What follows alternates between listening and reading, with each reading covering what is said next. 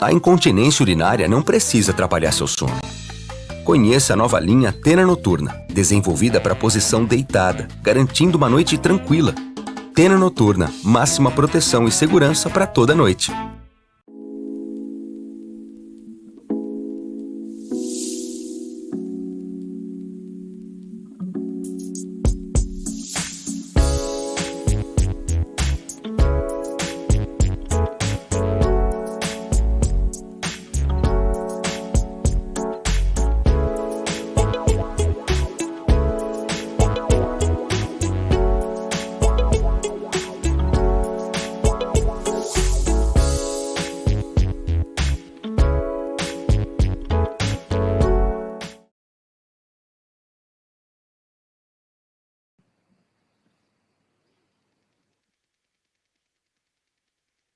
Olá, boa noite a todos, boa noite. Boa noite. Boa noite. Boa noite. Boa noite a todos, boa noite a vocês que estão aqui aceitando o nosso convite para o nosso evento Empoderamento 60+, Envelhecimento Saudável com Protagonismo. Esse é um evento que nós, da Rede Supera, juntamente com a Associação Brasileira de Gerontologia, dedicamos a você que está aí nos acompanhando no Brasil todo, né? Vocês todos que aceitaram o nosso convite. Nós abrimos esse evento que ocorrerá durante o mês de outubro inteiro, todas as terças e quintas-feiras, com uma extensão para o dia 3 e 5 de novembro.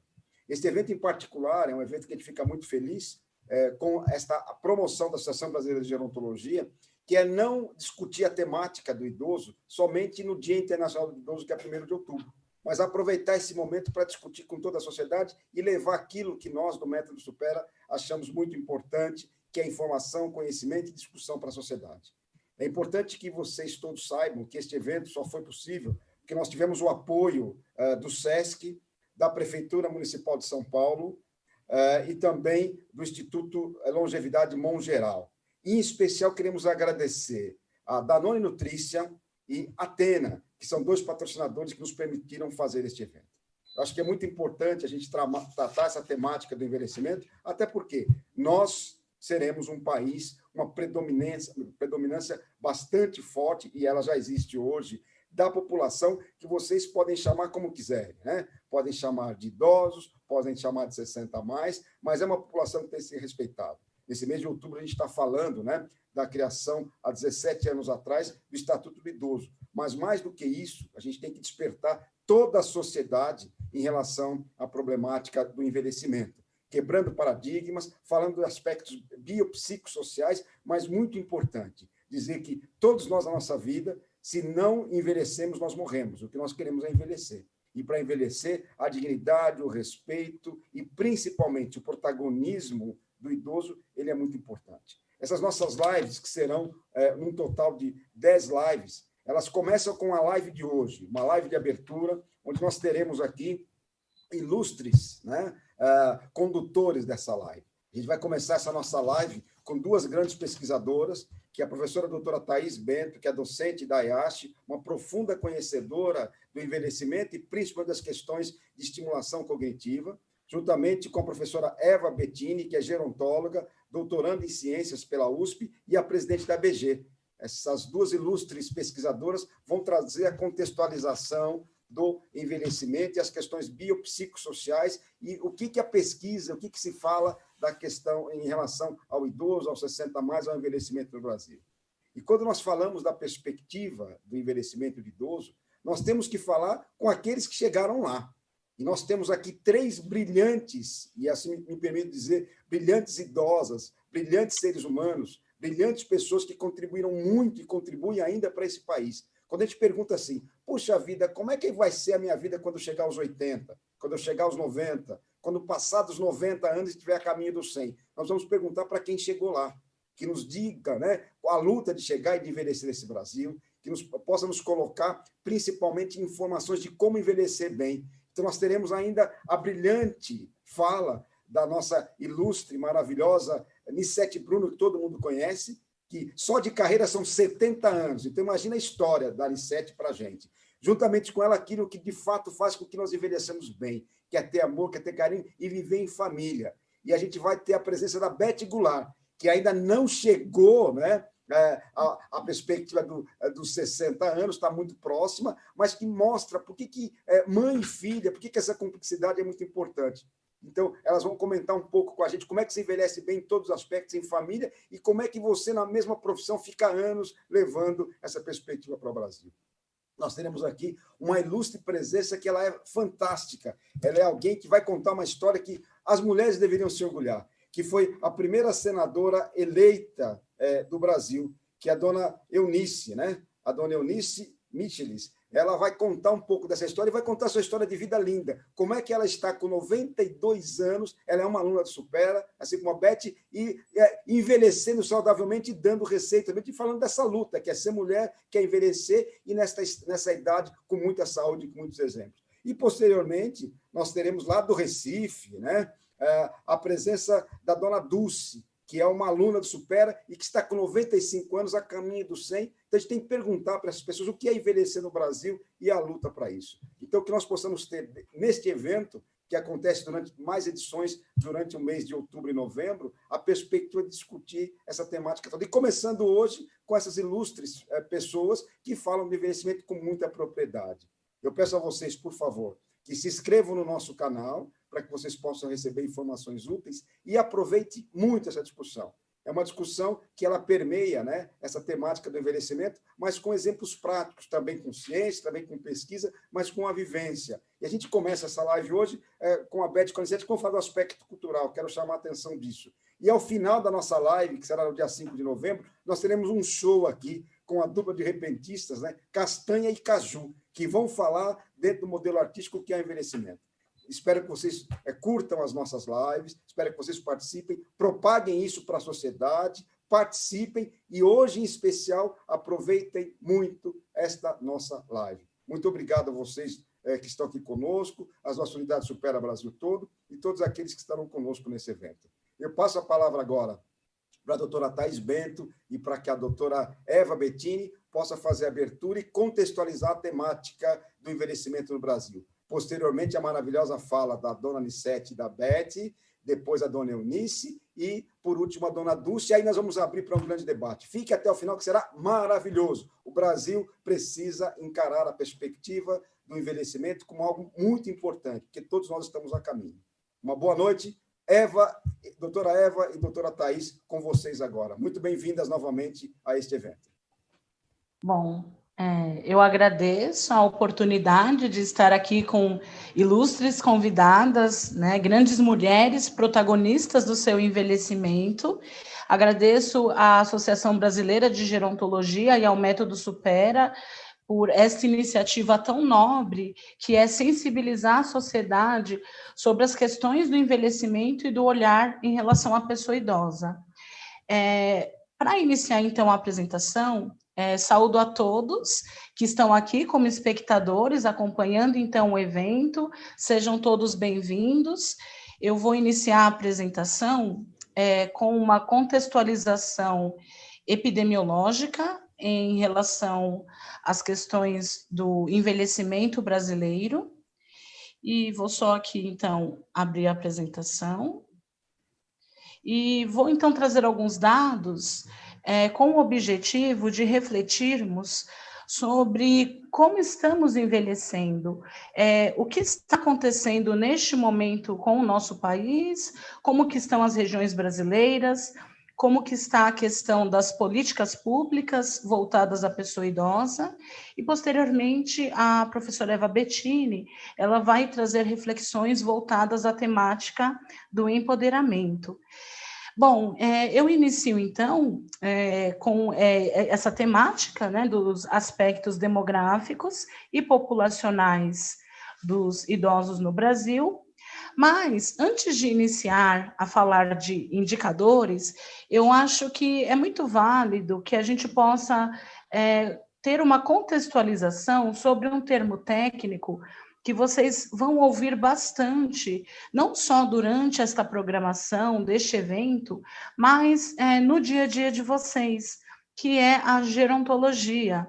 A gerontologia, ela é uma ciência interdisciplinar, ou seja, ela envolve um conjunto de saberes, e ela tem como definição estudar o velho e a velhice em todas as suas dimensões, que a gente destaca como sendo as dimensões biológicas, psicológicas, sociais do indivíduo, e temos a gestão destas dimensões como sendo um aspecto transversal. A gerontologia, então, ela tem como objetivo estudar conceitos também em relação ao processo de envelhecimento que é contínuo e que é comum a todas as faixas etárias. Na gerontologia, nós trabalhamos com alguns termos, um deles é relacionado à idade social, que é quando a gente tem um desempenho de papéis e comportamentos que são esperados para todas as idades. É como se a vida ela fosse um curso, e a gente cursa em cada período determinada faixa etária. E esta idade social também está relacionada ao dado momento da história de cada sociedade. A gente chama este dado momento de coorte, ou seja, um idoso hoje de 60 anos, ele é diferente do idoso de 60 anos da década do início dos anos 2000, que também vai ser diferente do idoso de 60 anos da década de 90, da década de 80 e assim por diante. Na gerontologia, nós temos, então, alguns termos que são considerados corretos e que nós tentamos multiplicar este conhecimento na sociedade, que é se referir à pessoa idosa como sendo um indivíduo com mais tempo de vida, como sendo um adulto mais velho, como sendo um indivíduo idoso ou como sendo um indivíduo 60 a mais. E existe uma diferença que é muito importante a gente diferenciar em relação à velhice e ao envelhecimento. O envelhecimento, de acordo com, então, as teorias da gerontologia, é um processo contínuo. Ele é comum em todas as faixas etárias e vai acontecer durante o ciclo de vida. A velhice, por sua vez, ela vai ser caracterizada e classificada como a última etapa do ciclo de vida, quando o indivíduo tem mais de 60 anos ou mais. E é interessante a gente refletir também que a velhice hoje é a etapa mais longa da vida do ser humano. Nós estamos vivendo, em média, 30 anos dentro deste grupo 60 a mais. É um período muito maior do que a gente passa em outras faixas etárias da vida. Neste sentido, é muito importante a gente refletir sobre o aspecto da pirâmide demográfica. Ela tinha um aspecto de pirâmide, aquele aspecto triangular, mas com o passar dos anos, a gente observou que o nosso país ele começou a apresentar um aspecto quadrangular, ou seja, um alargamento das faixas etárias. As bases da pirâmide passaram a ser mais largas. E por que isso aconteceu? Antes, o aspecto triangular significava que no topo da pirâmide nós tínhamos os indivíduos mais velhos.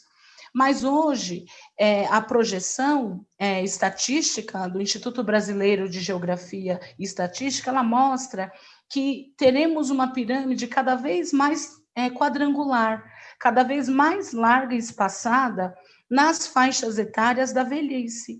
Então, estamos vivendo um momento não só de envelhecimento populacional, mas ficam algumas questões. Será que o nosso país futuramente será o país de cabelos brancos? Será que no futuro o assento dos transportes, eles vão ter que ser reservados para os jovens e ser totalmente destinados aos idosos? Porque as projeções mostram que o Brasil vai ser o 6º país com o maior número de população idosa no mundo.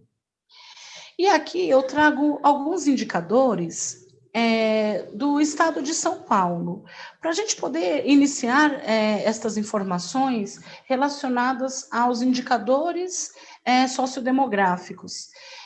Por que eu achei interessante trazer esses indicadores do estado de São Paulo?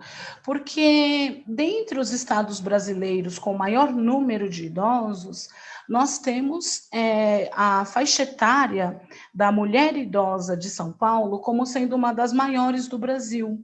Hoje, a expectativa de vida ao nascer da população feminina é de 79 anos e meio, e a esperança de vida ao nascer da população masculina é de 73,2 anos, ou seja, a gente vê uma diferença de quase 6 anos e meio entre homens e mulheres em relação à sua expectativa de vida. As mulheres, historicamente, elas se cuidam mais, elas fazem mais atividades em grupo, elas estão atuantes e ativas e elas estão pensando desde cedo no seu processo de envelhecimento.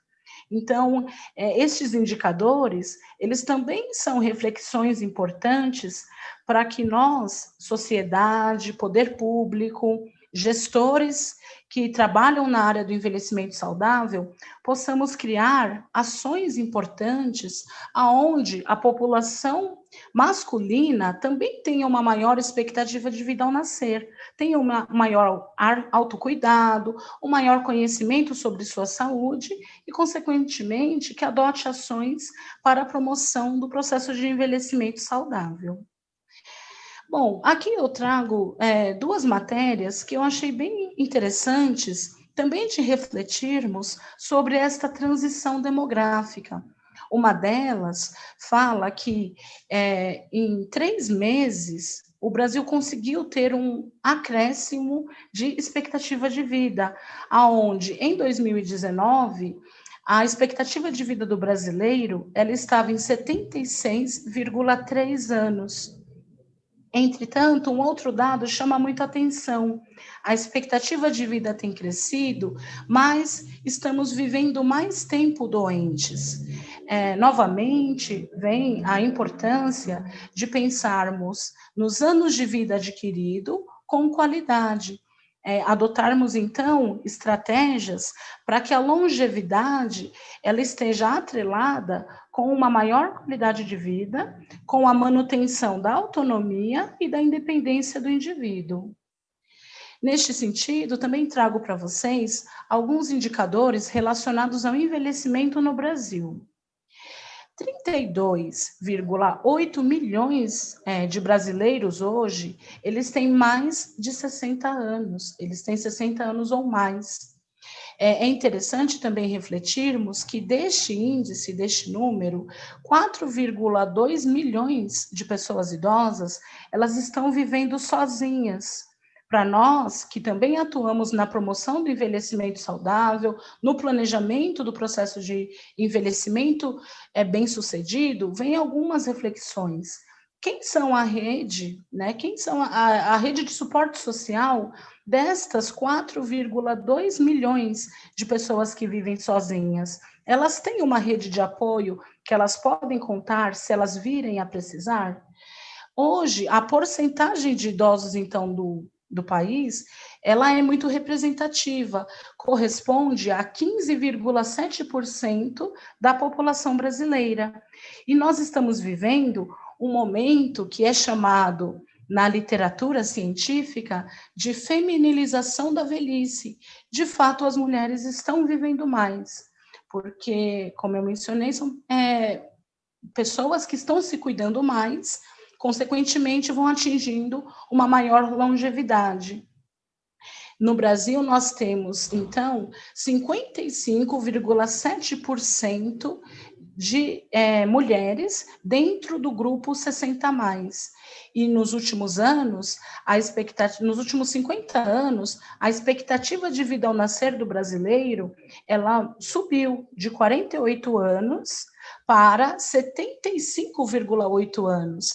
É uma diferença muito significativa. O Brasil, ele teve muito pouco tempo para atingir o seu processo de envelhecimento demográfico. O que nós levamos 50 anos, a França, outros países da Europa, eles levaram em torno de 200 anos para atingir. Então, há necessidade de ter políticas públicas que atendam essas mudanças demográficas. E a gente sabe também que o número de filhos tem se reduzido, Novamente, eu destaco que, quando a gente pensa na redução da taxa de natalidade, vem a importância da gente associar com uma futura rede de apoio que este indivíduo vá precisar na sua velhice. E sabemos também que, de acordo com dados da Organização Mundial de Saúde, há um aumento das doenças crônicas não transmissíveis durante o processo de envelhecimento, que são as doenças como hipertensão, diabetes, a dislipidemia, que é o colesterol elevado. Por isso, a importância de pensarmos num planejamento para o processo de envelhecimento saudável. Aqui eu trago também um retrato de outros estados brasileiros. Santa Catarina, por exemplo, em 2019, foi o estado onde teve a maior expectativa de vida, uma média de 79,1 anos de idade. O Maranhão, por sua vez, foi o estado com a menor expectativa de vida. O idoso, ele tem, em média, 71,1 anos. E o Brasil, assim como outros países, ele está se tornando, então, um país de cabelos brancos. É interessante também a gente pensar que, durante este processo de envelhecimento demográfico, nós tivemos alguns avanços. O início das políticas relacionadas à pessoa idosa iniciou-se na Constituição Federal de 1988, aonde, em um artigo, foi mencionado que a família, a sociedade e o Estado, elas tinham o dever de amparar as pessoas idosas, assegurando toda a sua participação, defendendo sua dignidade, seu bem-estar e o direito à vida. Em 1994, surge no Brasil uma política que é chamada de Política Nacional do Idoso, baseada em políticas públicas gerontológicas de países europeus e norte-americanos, aonde reforça-se a importância da família, da sociedade e do Estado para assegurar os direitos e a cidadania do indivíduo idoso, mas também de promover a sua autonomia, de fazer com que ele tenha acesso a serviços e segurança. Em 2003, nós temos a implantação do Estatuto do Idoso, que tem como finalidade assegurar os idosos dos seus direitos e protegê-lo de possíveis quadros de vulnerabilidade social, quadros de violência. Então, o Estatuto do Idoso, como foi mencionado inicialmente, ele está completando 20 anos de idade. E para nós, profissionais, especialistas na área do envelhecimento, gerontólogos, é muito importante que a população conheça os seus direitos. A gente gosta de usar a frase, conheça seus direitos. Quem se informa, transforma. Muitas vezes, as pessoas sabem que o Estatuto do Idoso existe, mas elas não tiveram possibilidades de serem orientadas, instruídas para o conteúdo que este documento ele traz em relação aos seus direitos. Então, uma reflexão que eu deixo a todos, uma orientação, é para que você que está com 60 anos ou mais, ou você que tem um familiar idoso na sua família, vá buscar um exemplar do Estatuto do Idoso numa Secretaria da Assistência Social, numa Secretaria de Direitos Humanos, leia o material, busque orientação com o profissional e faça uso deste direito que respalda a população idosa. E finalizo essa parte das políticas destacando que, em 2006, o Ministério da Saúde, ele implanta, então, no SUS, um departamento que é voltado para planejamentos e coordenadoria de ações em relação à saúde da pessoa idosa. A partir de 2006, é veiculado também a caderneta de saúde da pessoa idosa e o incentivo para que sejam realizadas ações de prevenção da fragilidade na velhice.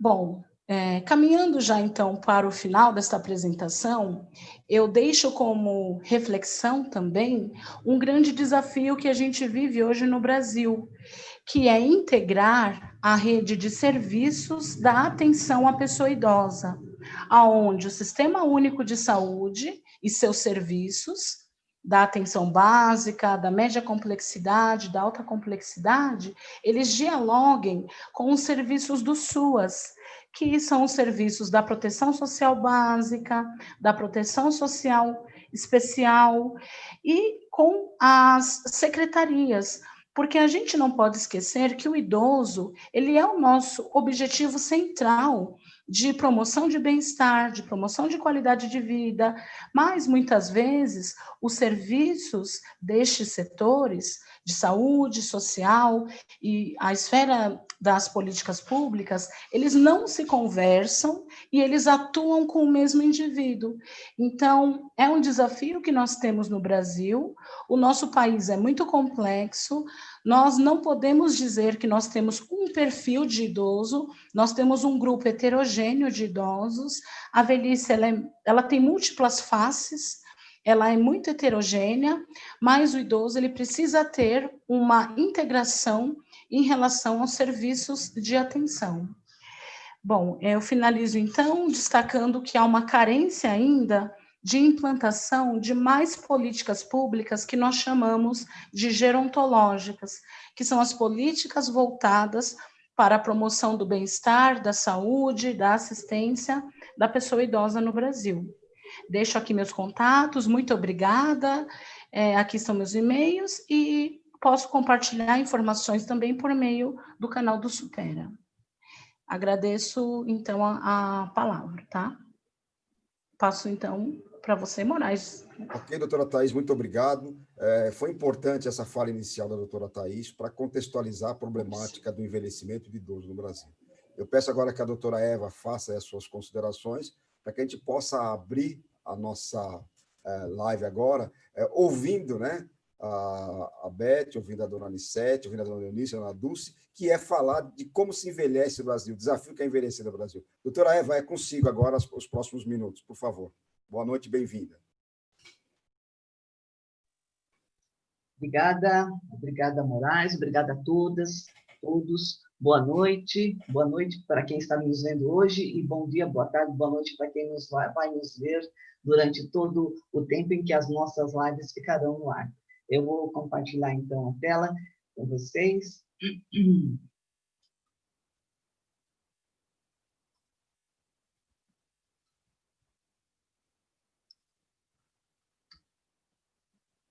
Bom, nós estamos agora começando, né, dando o início assim, para esse evento maravilhoso, que será o mês inteiro de outubro, né, denominado Empoderamento 60+.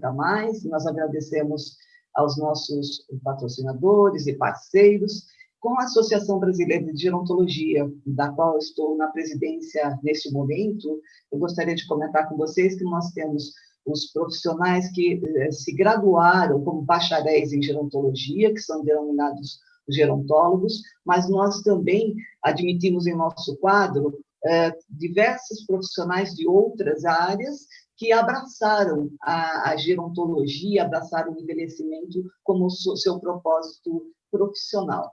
Então, é super importante, juntem-se a nós. E agradeço também a parceria de longa data com o Supera, né? Bem, eu gostaria de dizer qual foi o mote, né? Quais foram as motivações para que nós escolhêssemos esse tema, né? O envelhecimento saudável com protagonismo. Por que nós pensamos que isso seria o nosso mote, né? A nossa motivação, né? Bem, primeiro porque outubro é o mês temático da pessoa idosa, conforme o próprio Moraes considerou, o dia 1º de outubro, que é o Dia Internacional da Pessoa Idosa, um dia só é muito pouco para uma temática tão ampla, tão diversa. Então, nós estamos nessa questão da live, pensando o mês de outubro como para ampliar essa discussão, essa reflexão sobre tudo que tem a ver com a pessoa idosa, né? E por quê? Porque pensamos em protagonismo. O protagonismo da pessoa idosa já estava em pauta desde 2005. E porque a gente sabe que uma pessoa que é protagonista da própria vida, ela tem uma autoestima elevada, ela tem confiança, tem controle sobre os seus atos. E todos esses três pilares juntos, eles vão fazer a pessoa ser mais saudável, procurar seus direitos, trabalhar, estudar e gerenciar a sua própria vida, né? Então, por isso que a gente sempre ressalta também que o protagonismo, ele colabora para o empoderamento da pessoa, de todas as pessoas, verdade? Bem, então, em 2015, a Conferência Estadual do Idoso, Estadual de São Paulo, o tema da conferência foi esse, justamente o que nós estamos tendo aqui no nosso mês, protagonismo e empoderamento da pessoa idosa. E como subtema, um Brasil para todas as idades. E a gente sempre ressalta que, quando a gente fala em pessoa idosa, ou fala em criança, fala em alguma pessoa que tenha qualquer necessidade especial, se a gente tiver um país para todas as idades, nós não precisaríamos ficar pensando nesses nichos. Então, a gente, da gerontologia, reforça que a gente tem que ter um país para todos, para todas as idades e com todas as condições. Bom, eu gosto também sempre de falar sobre as palavras, né? Então, o que quer dizer protagonismo, o que quer dizer empoderamento, né? Protagonismo vem do grego, e protos quer dizer principal, e agonistas quer dizer lutador. Então, quer dizer, uma pessoa que luta, é o principal lutador por qualquer coisa que seja. No caso que nós vamos conversar, inclusive, com as duas atrizes, né, que já foram protagonistas de filmes, de novelas, então elas foram o quê? Elas foram as ações principais dentro daquele enredo. Então, é isso que a gente quer, que todos nós sejamos atores principais na nossa vida. E quando a gente diz que uma pessoa está empoderada, significa que ela está decidindo sobre tudo que lhe diz respeito. E a gente sempre comenta também que a gente não empodera as pessoas é que se empoderam. Nós podemos facilitar. Então, o protagonismo e o empoderamento são duas características que a própria pessoa tem que se apropriar. Isso é super importante para todos nós. Bom, e o protagonismo, ele está em linha com o termo autonomia, que vocês devem ouvir muito quando se fala em pessoas mais velhas, ou qualquer idade, na verdade, né? E o que é? É sempre bom lembrar o conceito de autonomia, não é verdade? Que seria o quê? A capacidade de uma pessoa tomar suas próprias decisões, responder pelos seus atos. E, com protagonismo, essa pessoa reconhece o seu lugar no mundo e se torna uma pessoa com dignidade.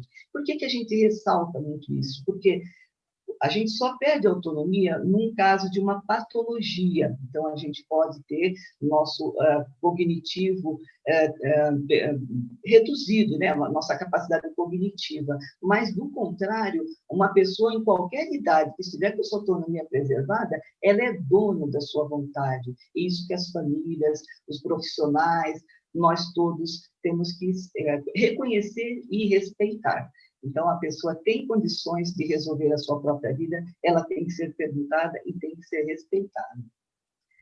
Aí nós temos alguns casos de pessoas do protagonismo com autonomia, quando as pessoas continuam trabalhando, continuam estudando, continuam participando socialmente da vida, né? Isso é que é protagonismo, ter autonomia. A gente também relaciona que, quando há protagonismo, diminui a possibilidade de violência contra a pessoa idosa. Por quê? Uma pessoa que está com uma condição de subserviência, de tristeza, de solidão, se ela não é protagonista dos seus próprios atos, ela é um alvo da violência, não que ela mereça, não é para ninguém, nós estamos aqui ressaltando isso, mas se ela for protagonista, ela vai saber se defender. Então, quando há protagonismo, diminui a possibilidade de violência contra as pessoas idosas. Isso é muito importante. Eu reforço, então, que a ideia de protagonismo, ela também está em linha com o conceito de envelhecimento ativo, né? E o que busca o envelhecimento ativo? Então, o envelhecimento ativo busca a promoção da independência e da autonomia, volta a palavra autonomia, para que a pessoa se mantenha ativa por um tempo quanto maior, melhor. Então, a gente quer que a pessoa vá até o fim da vida com essas duas, com a independência e a autonomia. Mas a autonomia é até mais importante, porque ela faz a pessoa continuar gerenciando a própria vida.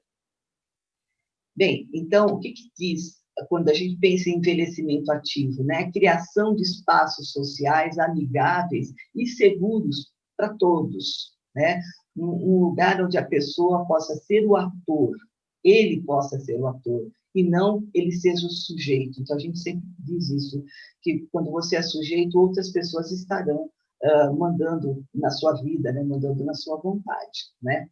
E que para que as pessoas exerçam seu protagonismo, depende também de nós, todos nós, e como nós estamos falando aqui de alguns profissionais, profissionais de todas as áreas, pois se trata de respeito, né? Respeitar a autonomia para que a pessoa exerça o seu protagonismo.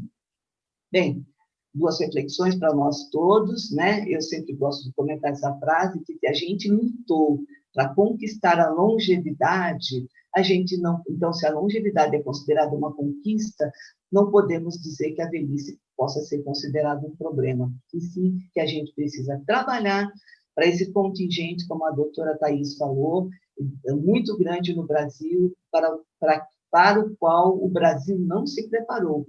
Então, nós todos temos essa responsabilidade, né? E outra coisa para todos nós, que todo mundo quer chegar à velhice, não é verdade? Ninguém quer morrer antes, mas ninguém quer ser velho, ninguém quer se admitir velho, mas a gente está na fase da velhice quando atinge essa idade, né? E finalizando, eu vou pedir emprestado aqui um slogan criado nos anos 60 pelo movimento das pessoas com deficiência, né? Fazer um link com o nosso protagonismo, do qual nós estaremos falando ao longo de todo esse mês. E eles falam assim: nada sobre nós sem nós. Ou seja, não pensem por nós, não façam por nós queremos estar juntos. Ou nós vamos fazer, ou nós vamos participar para ver o que é melhor para nós. Então, nada sobre as pessoas idosas sem as pessoas idosas. Então, muito agradecida, à disposição para todos. Aí está o meu e-mail, e agradeço novamente pela oportunidade. Maravilhosa, Eva. Maravilhosa, doutora Eva, doutora Thais. A fala de vocês, ela permeou o início do nosso evento, para que nós possamos colocar a visão científica, técnica, estatística do problema da velhice. Eu vou me atrever a falar de algo muito importante nesse nosso evento, que vai permear todas as nossas discussões, discutindo questões sociais, questões políticas, questões econômicas, mercado de trabalho, nutrição e vários outros aspectos biopsicossociais. Mas acho que é muito importante algo que foi apresentado aqui, que é a temática do nosso evento. É falar do empoderamento 60+, com envelhecimento saudável e com protagonismo. E foi bom, doutora Eva, você ter colocado a perspectiva do protagonismo, e agora a gente vai passar a palavra para 3 protagonistas. Eu acho que tem algo muito importante na mensagem que eu vou me atrever a falar. Eu estou a caminho da velhice. Eu vou chegar lá daqui a pouco também, se assim me for permitido. Agora, é muito importante que nós tenhamos a segurança. Falar de envelhecer não pode ter estigma.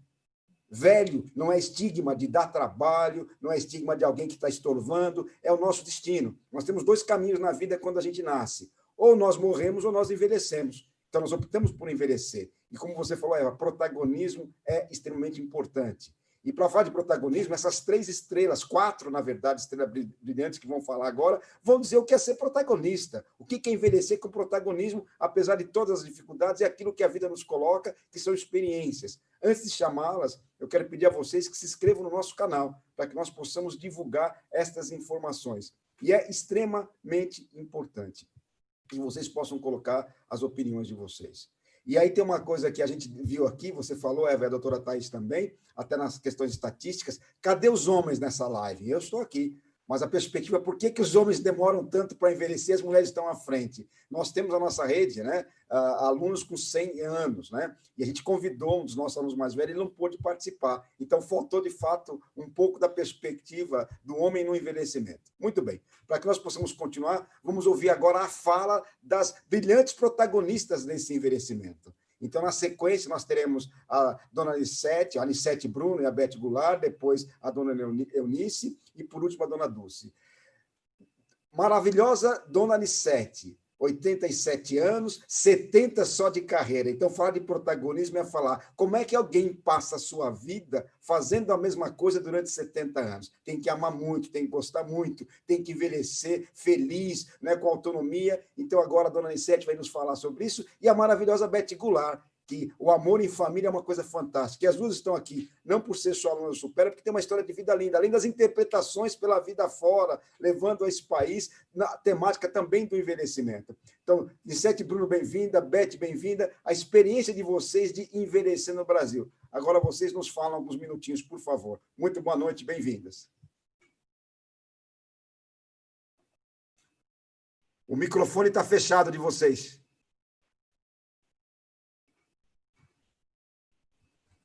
Pronto, agora Agora sim. sim. Boa noite. Isso, boa noite, obrigada pela oportunidade de estarmos aqui ouvindo essas duas palestrantes extraordinárias que nos elucidaram para que nós pudéssemos ter uma consciência maior do processo científico da nossa caminhada. Nós que fazemos as coisas de uma forma espontânea, sem um conhecimento maior, mas elas nos orientaram e deram respostas para as várias questões, perguntas que nós realizamos durante a vida.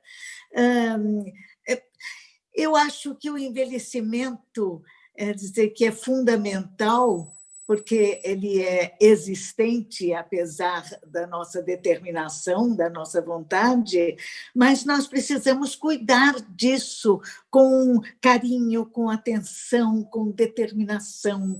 A saúde é fator importante para isso, para que nós possamos continuar na labuta, no trabalho, não nos entregarmos e não ficarmos com determinados pensamentos negativos a respeito do envelhecimento. Não somos velhos, e somos idosos, temos a idade avançada, mas ainda estamos com toda a força para realizarmos o nosso trabalho, que é fundamental para a nossa vida.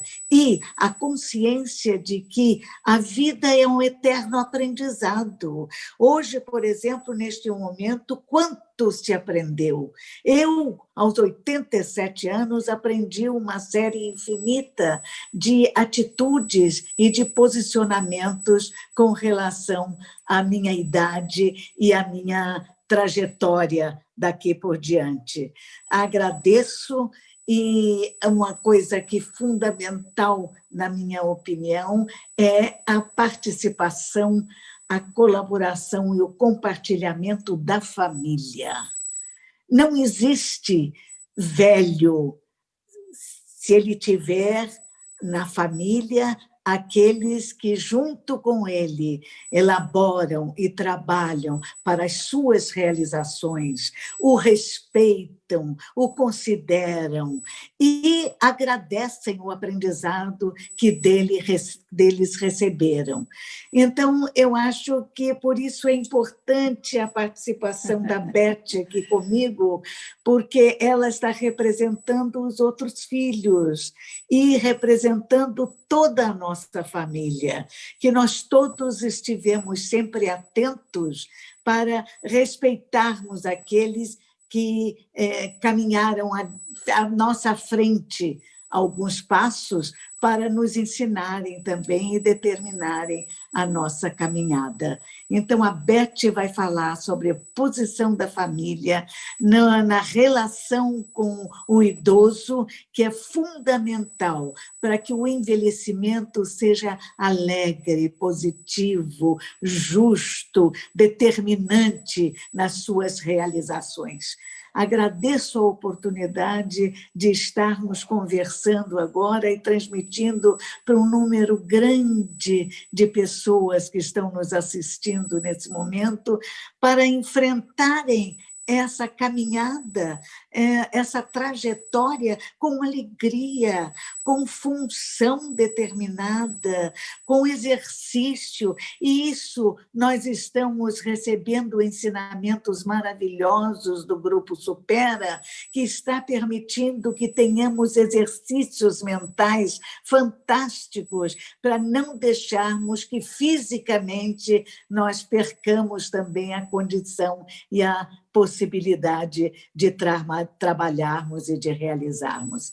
Então, um abraço carinhoso a todos que estão participando desta live, a todos que estão nos assistindo, e não somos velhos, temos um envelhecimento natural do tempo, vamos respeitar o tempo, vamos render homenagens ao tempo, porque ele nos dará a condição de aprendizado melhor para que nós sejamos pessoas felizes. Bem, depois disso, boa noite a todos. Minha gratidão, mamãe, minha gratidão pela sua sabedoria. Você acabou de falar a sabedoria do tempo, a força do tempo na nossa existência. Conhecer o tempo é conhecer a capacidade de aprimoramento, de melhora, de elaboração de nós mesmos. Falamos aqui, eu falando agora em função da família, a palavra mais forte a dizer é gratidão, é homenagem, é respeito, admiração e, acima de tudo, amor. Um amor que é esse sentimento tão forte que une as pessoas de uma mesma família e que nos faz admirar e agradecer as pessoas mais velhas que nos ensinam como viver melhor, entender melhor o que significa a vida, nos relacionar melhor uns com os outros, com o próximo, com a natureza, com Deus. Aprender a esse amor próprio fundamental no processo de consciência do que é estar vivo no nosso planeta neste momento. Já que estamos todos nesse caminho natural, nesse ciclo natural da vida, que é o envelhecimento, eu agora estou iniciando essa caminhada, que tem mais 30 anos aí pela frente, se Deus quiser, iniciando essa caminhada, trabalhando a minha autoestima, a minha alegria de viver, meus sonhos. As pessoas continuam sonhando e tendo vontades, e tendo alegria, e tendo desejos. É importante você ouvir seus desejos, seus sonhos. Quantas pessoas começam, às vezes, uma faculdade com 60 anos de idade, 70 anos de idade? Não existe limite para o sonho, não existe limite para o desejo, não existe limite para a vontade de viver. E essa vontade de viver vem dessa força de alma, dessa alegria de viver que faz parte da nossa alma. É a energia da criança. Todos nós continuamos tendo a nossa criança interior, que nos alimenta de alegria, que nos alimenta de esperança, que nos alimenta de ânimo, que nos alimenta dessa vontade boa de participar das coisas alegres da vida, né? Esse momento lúdico de lidar com a vida é muito importante que a gente permaneça tendo em nossa vida, porque estaremos sempre... podemos estar mais idosos, né, na nossa idade, no nosso corpo, mas a nossa alma estará sempre conectada com o novo, com a juventude, com a coisa, com a descoberta. Quando eu falo novo, é mais nesse sentido de estar sempre aberto para um aprendizado novo. Hoje, mais cedo, estávamos falando sobre isso, sobre como a tecnologia cada vez mais faz parte da nossa vida e como, às vezes, as pessoas de uma geração anterior têm dificuldade de lidar com a tecnologia. Então, assim, é uma oportunidade nova que todos nós estamos tendo de aprender. A gente vai aprender a lidar com uma linguagem nova. Isso significa que nós estamos vivos. Quanto mais a gente se abre para aprender, mais a nossa capacidade aumenta para absorvermos um conhecimento novo. Isso, nós que somos alunos do Supera, sabemos que o exercício do cérebro, quanto mais você trabalha, mais ele se desenvolve, mais novas oportunidades de desenvolvimento desse órgão tão importante da nossa vida acontece quanto mais ele é estimulado. Então, principalmente neste momento de vida que estamos todos entrando e vivenciando, temos que aprender a nos estimular. Estimular nossa mente significa que nós vamos estimular todo um potencial de enxergar a vida e o mundo com novos olhares, ampliando o nosso coração, a nossa capacidade de comunicação, a nossa capacidade de compreensão da vida e de troca. É fundamental trocar com o outro. E isso o Supera nos proporciona no seu método, nessas lives maravilhosas que estamos tendo agora, estamos tendo uma oportunidade maravilhosa de trocar experiências, estamos contando um pouquinho da nossa experiência, Exato. Nós que escolhemos uma profissão, que contamos histórias, contamos vidas, vivemos outras vidas além da gente mesmo, a gente tem aprende a ter esse desprendimento da gente e tentar entender melhor o que acontece na vida do outro. Esse é um exercício tão forte, ainda mais agora, nesse momento que estamos vivendo, de isolamento, de pandemia, esse exercício de compaixão, de empatia, de se colocar no lugar do outro, é um exercício incrível de compreensão humana.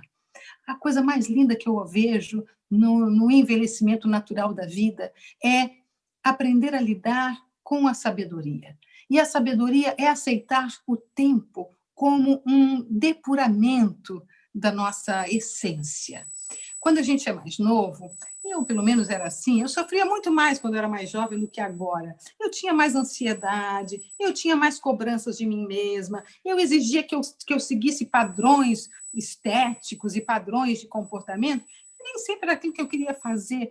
Quando a gente vai ficando mais velho e vai ganhando essa autonomia, esse empoderamento, significa que você ganha a sua autoestima, você se aceita melhor, se entende melhor e se posiciona melhor também para o outro, para a própria sociedade. Então, você se torna uma pessoa mais segura, mais digna, mais firme, mais consciente do que você realmente quer, consciente das suas escolhas.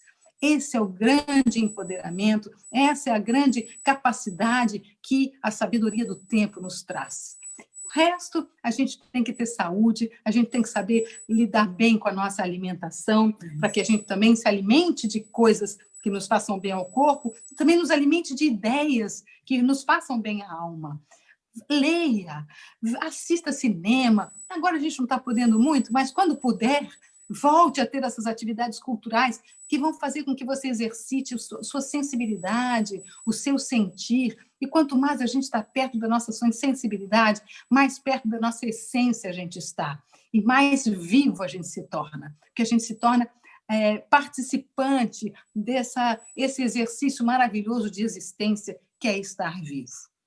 Eu acho que agora podemos abrir para essa conversa maravilhosa, essa troca com todos. Obrigada por esse convite incrível, que possamos ter muitos outros encontros como esse para poder trocar as nossas impressões sobre a passagem do tempo e como a gente pode ser feliz envelhecendo bem.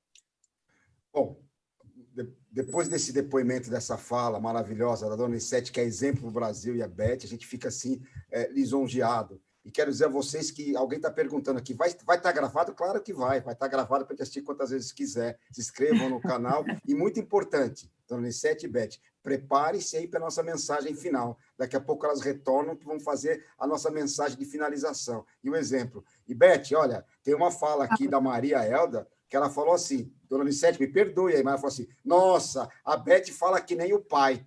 Lembraram do saudoso Paulo Goulart. A Beth fala que nem o pai. Isso é importante, né? Daqui a pouco nós voltamos com vocês. Maravilhoso depoimento, fantástico. Continuando nisso, né, que é o que a dona a Eva nos passou da pesquisa, a dona Thaís também, nós estamos falando aqui da perspectiva do envelhecimento com protagonismo. Nós tivemos agora depoimento de fantásticas protagonistas do envelhecimento, com a mensagem maravilhosa que envelhecer é vida, envelhecer é família, e ver mãe e filha e toda a família de vocês juntas é uma coisa fantástica. O Brasil tem vocês como exemplo de envelhecimento. Para continuar essa fala de protagonismo, né, de envelhecimento com saudável, com qualidade de vida. Agora vamos ver uma outra história linda e maravilhosa. Dona Eunice, né? Dona Eunice Micheli é a primeira senadora do Brasil, 92 anos, Alão dos Pés. Ela vai falar para a gente um pouco essa perspectiva de envelhecimento e a sua linda história de vida. Dona Eunice, bem-vinda, boa noite. Vamos ouvi-la agora, que enquanto a dona Nicete e a dona Beth passarem informações da sua vida, agora é a vez da senhora nos brindar o que é chegar nessa faixa etária e envelhecer com toda essa atividade e, principalmente, nós estamos num momento em que o mundo tem que passar pelo protagonismo, né? Até na política, o protagonismo protagonismo público. E a senhora tem uma história linda de vida e o protagonismo da Dona Eunice, com quase 93 anos, é fantástico para todas nós. Para todos nós. Dona Eunice, boa noite, bem-vinda. Agora a senhora com seus minutos de considerações e para a gente aprender consigo, né? Como envelhecer com protagonismo. Bem-vinda, boa noite.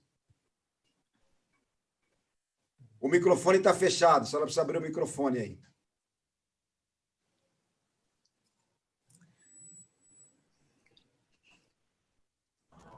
Ok, microfone aberto. Bem-vinda, Dona Eunice.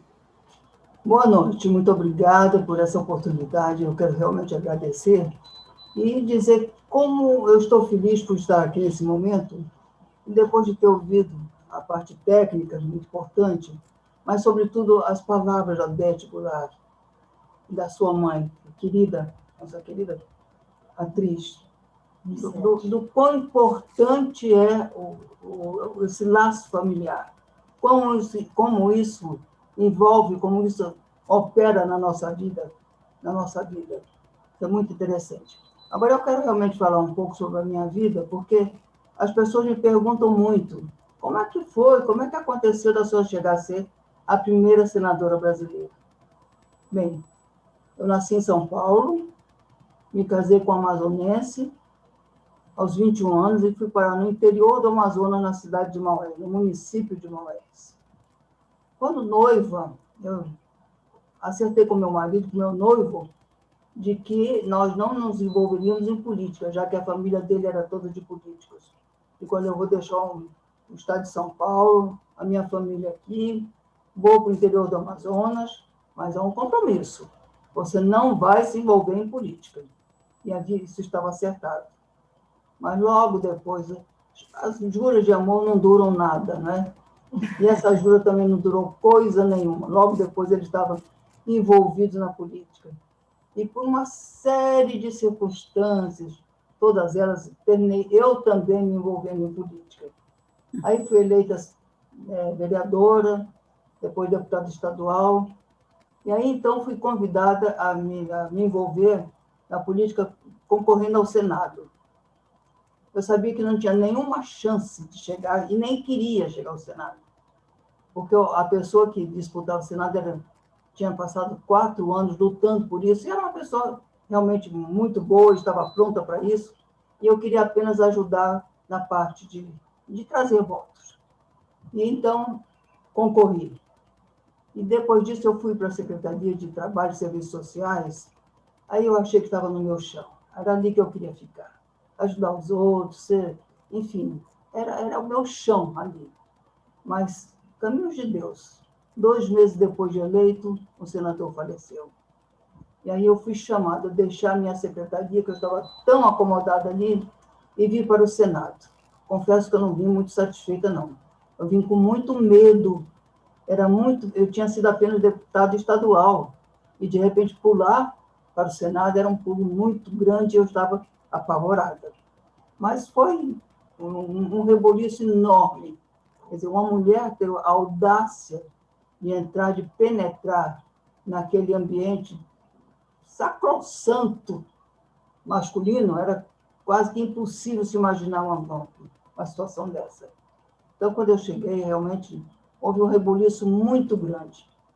O Senado não tinha nenhuma estrutura feminina. Não se esperava jamais que uma mulher entrasse ali. Basta dizer que não tinha banheiro feminino. Tiveram que ter uma verdadeira correria para providenciar um banheiro feminino. Bom, eu estive no Senado e trouxe para ele 3 bandeiras que eu defendi muito.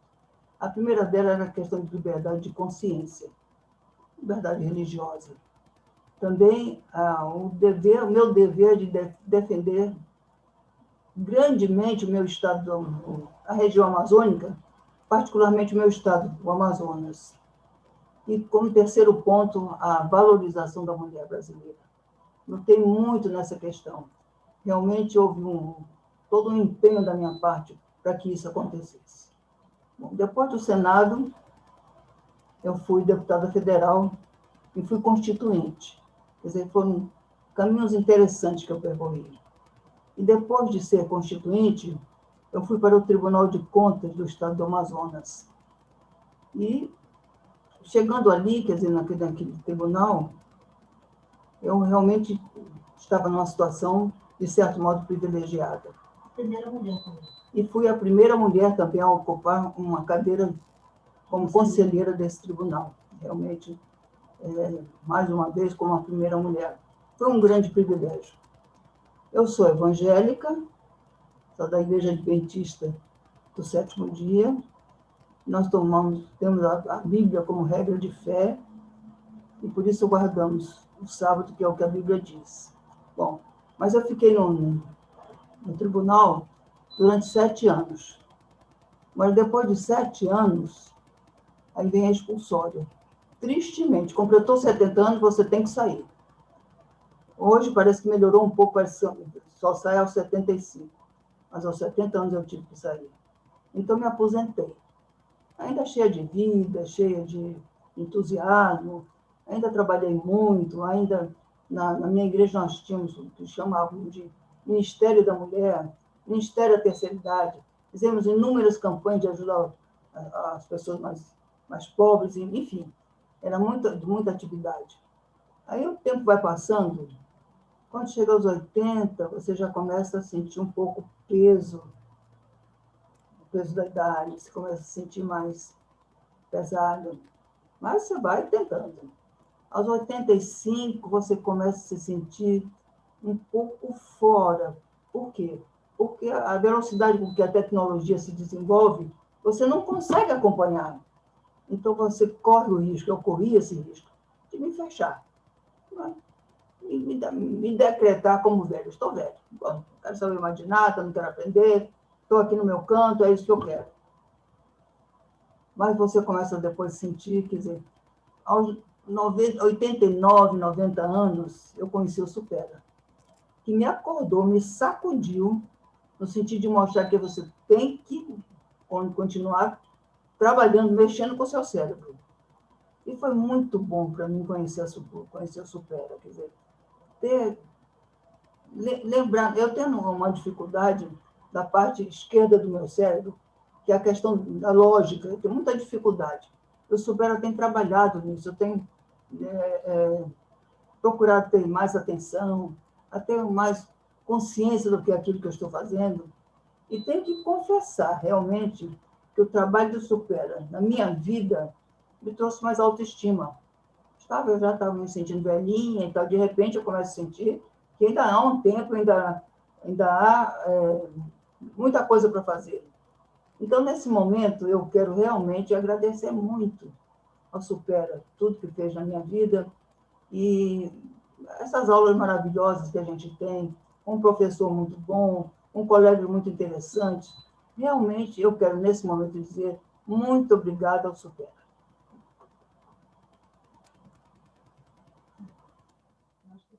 Acho que não terminou, não. Eu acabei. Esse fantástico depoimento da senhora. A senhora mostra exatamente o que é ser protagonista, o que é envelhecer com protagonismo. A senhora deu um exemplo claramente seguinte: aos 90 anos, eu posso começar o que eu quiser. Eu ainda tenho muito por fazer. E olha a batalha da senhora, né? Desde os 20, foi só evoluindo, sendo protagonista, e algo muito importante, né? Se eu não me engano, a senhora entrou para o Senado em 1978. Se hoje o protagonismo da mulher já é complexo, imagine em 1978 você entrar naquela casa como mulher senadora. E mais do que isso, acho que a senhora nos traz uma lição de como é que se envelhece com protagonismo. Então, a caminho do 100, a senhora mostra o seguinte: podemos fazer o que a gente quiser sempre. Envelhecer é sinônimo de buscar novos sonhos. Muito obrigado. Vá pensando na mensagem final, porque as pessoas estão aqui perguntando. Manda a dona Eunice nos dar as receitas, como é que é protagonista assim, como é que tem essa pele linda, como é que aos 90 tem novos sonhos. Então já vá preparando uma mensagem de otimismo. O pessoal quer a receita aí, viu? Vá se preparando aí. Senta, calma-se que a senhora volta daqui a pouco. Muito bem. Agora, para encerrar, né, esse nosso módulo, depois de toda a parte científica apresentada, depois da fala da dona Anicete e da Beth, da fala da dona Eunice, a gente tem que perguntar para as pessoas que envelhecem com protagonismo. E a gente já tem 3 depoimentos aqui. Agora eu vou chamar a dona Dulce, ela é da unidade nossa de Recife, é uma protagonista super porreta, com 95 anos, a caminho dos 96, a caminho dos 100 anos, como todos nós que queremos envelhecer saudavelmente. Dona Dulce, agora é com a senhora, nos brinde com a sua fala, como chegamos a 95 anos e os desafios de envelhecer. Boa noite, dona Dulce, bem-vinda para esse nosso encontro aqui. Boa noite para vocês todos e para quem está nos ouvindo. Realmente, essa noite eu estou achando uma noite mágica, maravilhosa. Adorei conhecer todos, entende? Aprendi muita coisa. Eu acho que eu vou sair dessa pandemia uma outra mulher, entende? Vai ser uma outra vida. Eu já tive 2 vidas, vou ter uma terceira, né? Entende? Porque eu já venho, né? A minha caminhada já foi muito longa.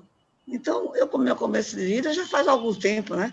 Eu me casei na era de 40, 1946.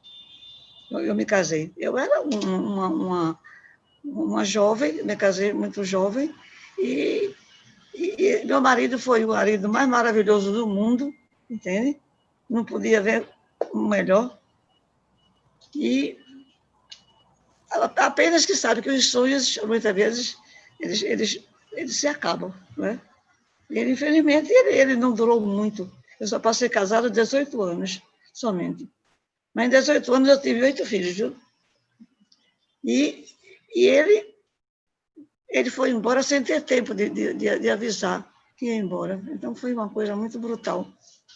E eu, daquela mulher que era muito protegida, muito amada e muito protegida, eu de repente, eu me vi sozinha para cuidar de 8 pessoas, 8 crianças.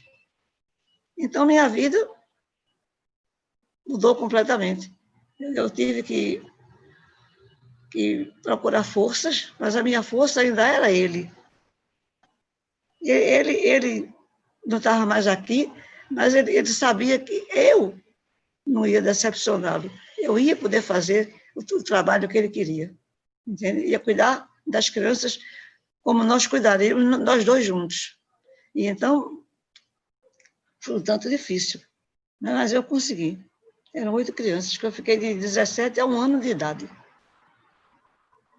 Tive que enfrentar a vida e cuidar deles e conhecer um mundo diferente. O mundo era diferente, não era do meu.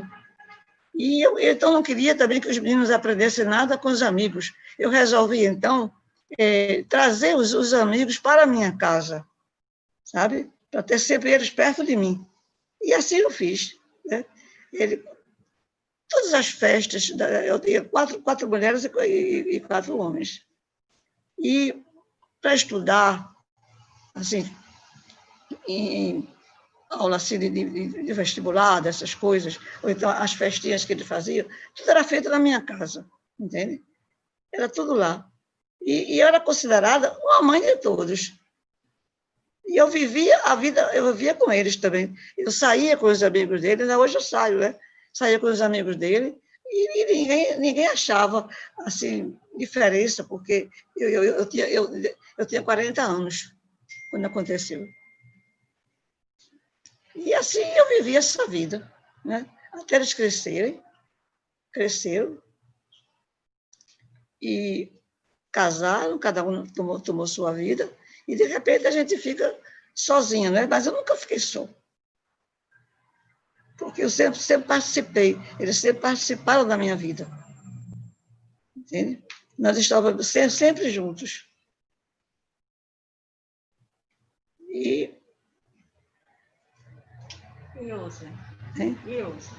O quê? E hoje? Como é? E hoje? E então, mas eu sou uma pessoa,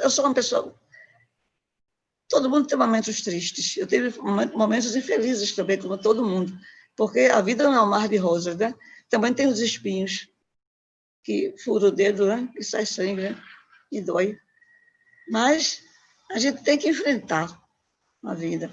Apesar de tudo, eu nunca fui feliz. Eu sempre fui feliz, porque eu amo a vida. Eu adoro a vida. Entende?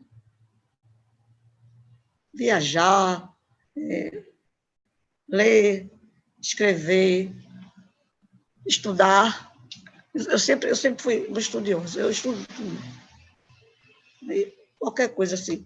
As minhas filhas também saíram, foram também para... Uma foi estudar em São Paulo, a outra em Brasília, né? A outra casou também, foi para Minas Gerais, e de modo que eu vivia muito também com eles também, eu tinha que participar da vida de todo mundo, né? E sempre, e dos amigos deles também, todos eles. E assim, eu viajava sozinha, viajava com eles, e continuava a viajar, mas eu digo só uma coisa para vocês, eu nunca pensei assim em idade. A idade, para mim, nunca foi peso. Porque eu simplesmente, eu não ligava para a idade. Eu não tinha vaidade, sabe? Eu não fazia nada no meu rosto, não fazia botox, não fazia coisa nenhuma, né? Plástica, né? Nem um preenchimentozinho, entendeu? Eu nunca fiz nada. Então, eu estou aqui com o meu rosto, continua virgem. Sabe? O que eu gosto mesmo é da minha família, entende? Dos meus filhos, dos meus amigos. Isso aí que é importante para mim, entende? Fazer novos amigos. Eu agora adorei conhecer vocês todos. Eu jamais pensei na minha vida conversar, conhecer também, foi maravilhoso, minha colega, né? Ilustre colega, e Beth também, e todos vocês. Cadê a boca? E de Sete, porque eu conheço assim, a trajetória maravilhosa de Sete, né? Entendeu? E tudo, em teatro, em cinema, não é? Em novelas, e tudo mais. Aí, além disso, eu acho que ela é uma pessoa, e também a pessoa dela, porque a gente, ela transpira assim, uma alegria, não é? Amor também, né? Eu acho que ela é uma pessoa linda por dentro, Nissete. E você, qual é o seu segredo? E eu cala a boca. Esse povo gosta de submeter a vida da gente, né? Filho é assim mesmo. Fantástica a fala da senhora, dona Dulce. A senhora vai ter que... Eu continuei isso, sempre viajando, eu adoro viajar. E o Supera, por exemplo, eu conheci o Supera por acaso. Eu estava na minha academia e encontrei um papelzinho lá, sobre Supera. Eu levei para casa. Nesse tempo, eu tinha umas amigas, colegas minhas de colégio, que já estavam assim um pouco esquecidinhas, né? Mas eu não tinha nada, porque a minha filha, que infelizmente não está mais conosco, Deus levou ela, mãe, você não ela sempre dizia, você não é parâmetro para nada, ele não pode dizer que você não é parâmetro para nada, porque você é diferente, tudo seu é diferente. E eu acho que ela tinha razão. Aí eu levei para lá, para casa, e falei assim, comecei a ler, e depois eu pensei, eu não preciso mesmo, minha cabeça está tão boa, maravilhosa. Eu quero passear, eu quero ir para a Seresta, eu quero brincar, eu quero viver, né? Eu quero aprender coisas novas. Eu aprendi tudo. Olha, quando eu estava lá de São Paulo, eu passava um tempo com a minha filha, eu aprendi tanta coisa.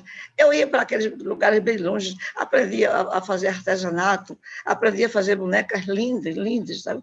Eu saía, ela ia para o hospital, e eu tomava o ônibus e depois o metrô, e andava aquele tudinho, e só voltava de tardezinha, quando ela chegava, né? Entendeu? Trazendo um monte de coisas feitas. Aí eu aprendi até, você sabe que eu aprendi até a fazer cerveja? Ali no Paraíso, mas eu aprendi tudo, só que eu nunca fiz, né? Mas eu comprei tudo isso e trouxe aqui para mim. Mas eu sou assim, eu gosto de aprender coisas novas. E o Supera, você está vendo? Aí eu pensei assim, mas eu estou bem, mas e daqui a 10 anos, será que meu cérebro vai também? Eu não estou na academia para cuidar do meu corpo, por quê? Porque eu não quero ter dor na perna, e nem na coluna, e eu não tenho. Eu não tenho nem dor de cabeça, quanto mais dor de perna. Eu não tenho dor em canto nenhum, né? Aí, e se eu tiver alguma coisa, é melhor me prevenir. Se eu cuido do corpo, também tem que cuidar também do cérebro.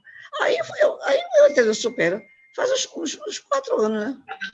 Mais ou menos. Aí eu fui, e vou dizer, me apaixonei, né? Eu só saio de lá mesmo quando eu for viajar e não voltar mais. Mas até lá eu estarei no Supera, entende? E acho que depois, agora, nessa pandemia, eu, graças a Deus, eu acho que eu estou indo muito bem. Porque eu gosto muito de mim. Eu gosto de conversar comigo, sabe? Eu não faço questão, assim, se não tiver ninguém, de que jeito? Eu estou aqui sozinha, minha filha, ela está comigo, porque tem que dormir aqui, mas ela também passa o dia trabalhando fora, né? Ela só chega de noite, então eu passo o dia sozinha. Não sei. Qual é o segredo da sua juventude? Mas eu vou dizer uma coisa. Eu gosto das coisas simples, sabe? Eu gosto, por exemplo, assim, eu me acordo de manhã aqui, né? Aí eu abro a janela, eu vejo um mar lindo, maravilhoso. Às vezes eu vejo até, tem dia que tem até um arco-íris na pessoa. É lindo. Nesse dia, então, é um dia que é um dia feliz, né? Aí, debaixo da minha janela, tem uma árvore, tem um bem-te-vi. O bem-te-vi canta, eu escuto, me acordo. Aí eu dou bom dia a todo mundo. Claro que ninguém me ouve, né? Mas eu dou, né? Aí eu abro a janela e eu olho os carros passando, né? Qual é o seu segredo de vida? Eu vou dizer. Aí, os velhinhos de comprar pão, que sabe que não é para ir, mas vai comprar pão, vai na farmácia, né? E tudo isso. Aí eu vejo, aí eu dou um bom dia aos taxistas, sabe? Porque realmente eles estão lá agora, eles não estão fazendo mais nada, porque as pessoas não vão para fazer exercício, não vão para academia, não vão fazer hemodiálise, não vão fazer coisa nenhuma. E mas eles ficam ali, eles não saem, eles ficam assim, sabe? Eu acho que eles mereciam um prêmio. Né? Qual é o segredo da sua juventude? Agora, o meu segredo... Dona Dulce, calma aí, não revela o segredo ainda não. Tem muita gente aqui que perguntar para a senhora como é que chega aos 97 com a pele virgem. Espera aí que a gente já vai falar disso. A pele virgem. Dona Dulce, a gente tem aqui alguma perspectiva agora que é bastante importante, até para que a gente cumpra o nosso horário. Vai pensando aí uns minutinhos, que a senhora vai dar uma mensagem final daqui a pouco, para que as pessoas envelheçam com qualidade de vida e com saúde e protagonismo. Eu quero dizer a todos vocês... Eu só posso dizer o que é que eu faço. Eu procuro me alimentar bem. Daqui a pouco. Agora daqui a pouquinho. Então, nós estamos chegando ao final da nossa live. Nós temos aqui uma dezena de perguntas que a gente não vai conseguir responder.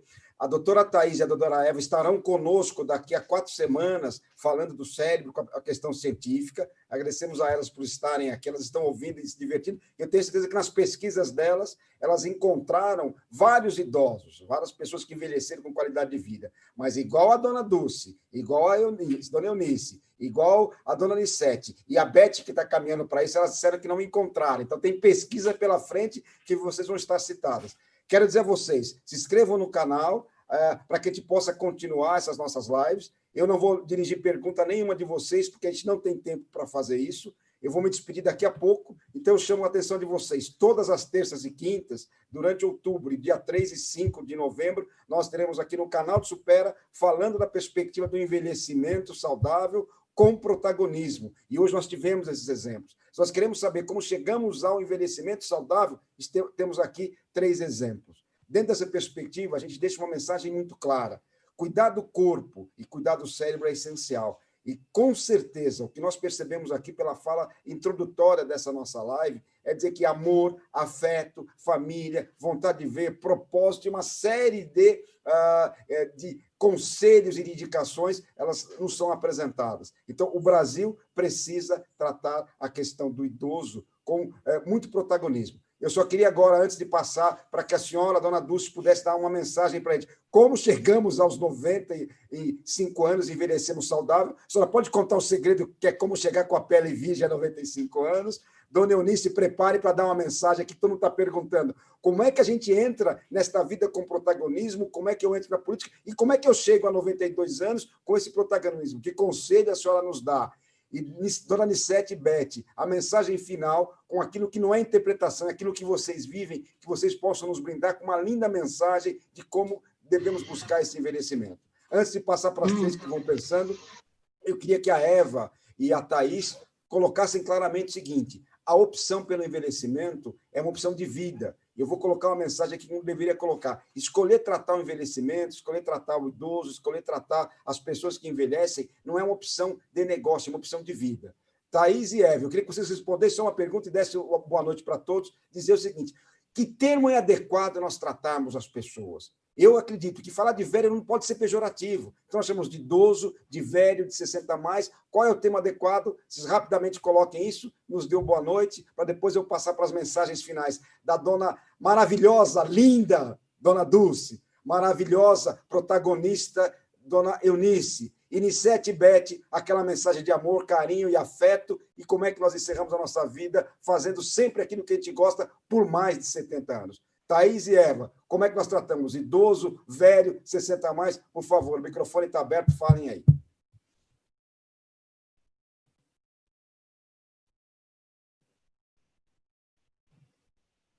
Thaís ou Eva, pode escolher. Quem fala primeiro?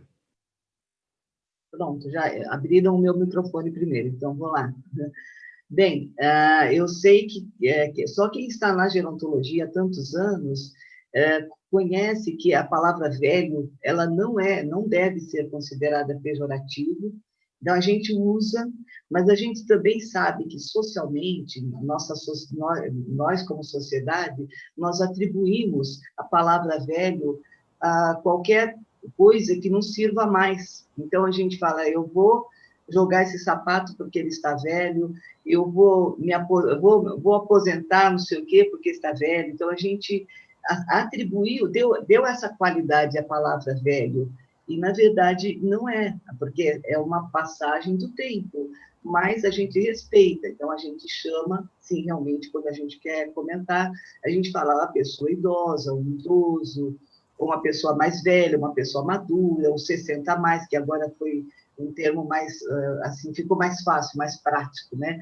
Mas nós da gerontologia falamos sim, falamos de nós mesmos e dos outros. Eu não vejo assim como pejorativo usar a palavra velho. Thaís? Abre o microfone, Thaís. É que estava bloqueado, acho que esperando a Eva concluir, acho que agora foi liberado, só ia reforçar dizendo que o que menos importa, na verdade, nesse contexto, é o termo, e que fica a reflexão para que as pessoas tenham propósitos de vida, para que as pessoas elas enxerguem que tem que ter um significado para continuar vivendo com uma boa qualidade de vida. E é muito importante que as pessoas elas se enxerguem capazes, que elas possam realizar o sonho que não foi possível realizar em algum momento da vida. Então, como diria Gonzaguinha na música O Que é de fato viver e não ter a vergonha de ser feliz. Então, viva o hoje, o tempo é agora, como bem colocaram as excelentes protagonistas desta noite. Então, eu deixo a reflexão de viver o hoje e de dar significado para a sua vida, porque a nossa vida é uma trajetória longa e tem muito a ser feito, temos muito a preenchê-la.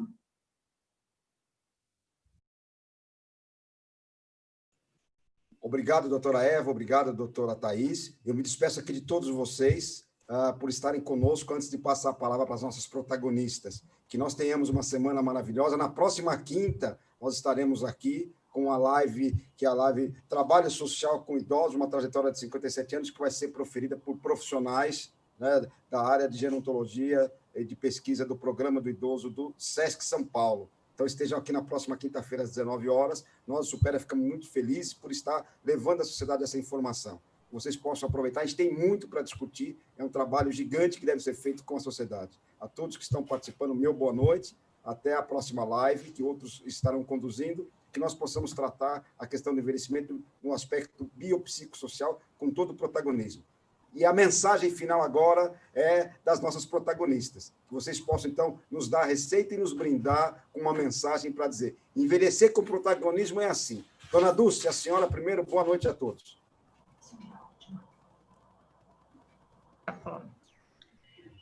É porque eu sempre fui uma mulher à frente do meu tempo, entendeu? Eu devia viver, talvez começar agora, entende?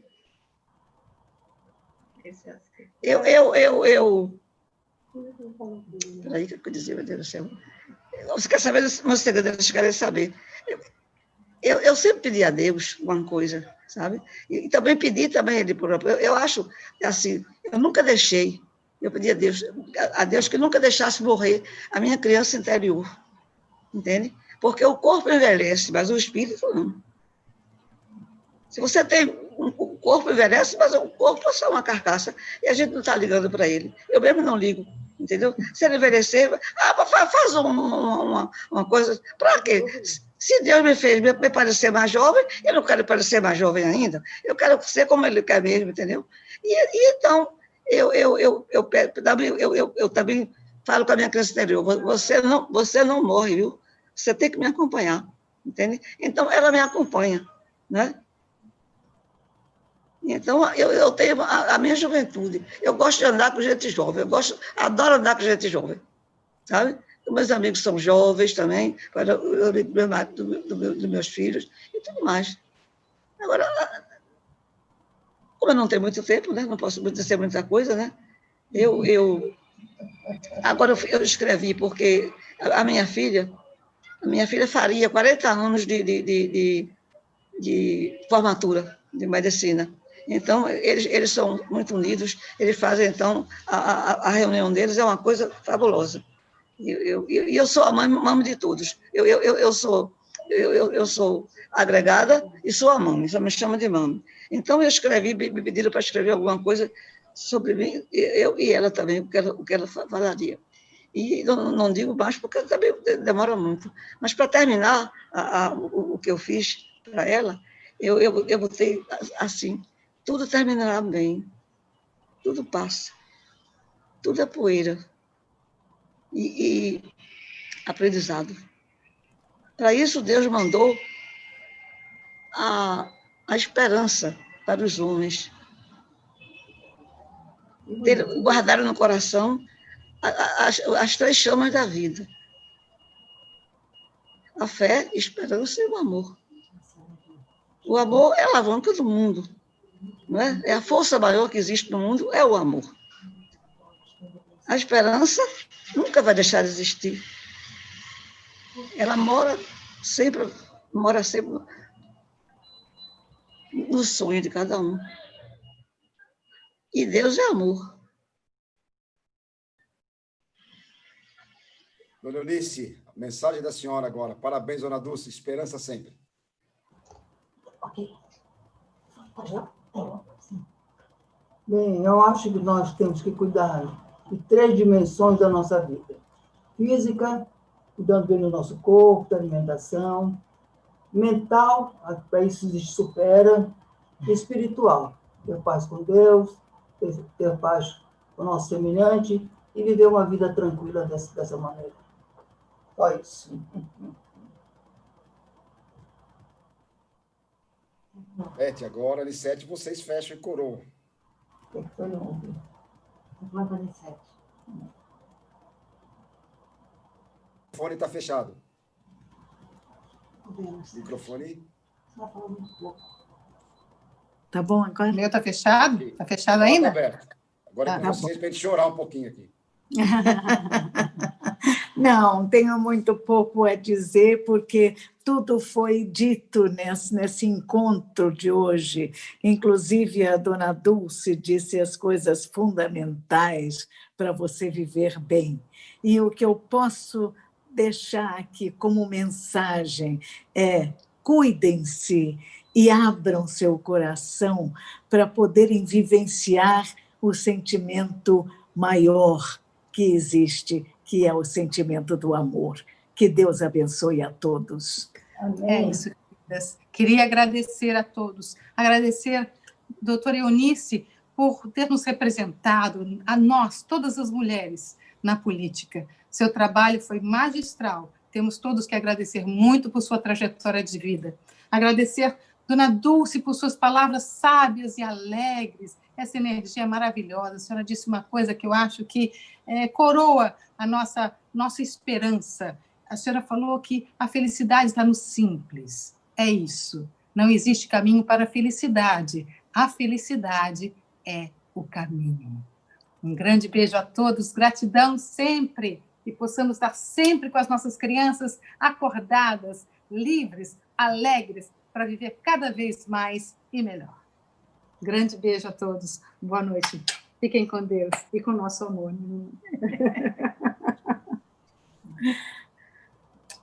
Um conselho? Seja você mesma agora. Ter incontinência urinária e sair com minhas amigas? Por que não? Ser mãe, trabalhar e ter incontinência. Você tá pronta para isso? E muito mais. Com a nova roupa íntima descartável Tena com cintura baixa, me sinto segura para vestir o que eu quiser. Quando visto Tena, me sinto segura. Me sinto forte. Me sinto eu. Nova roupa íntima descartável Tena Pants Discreet.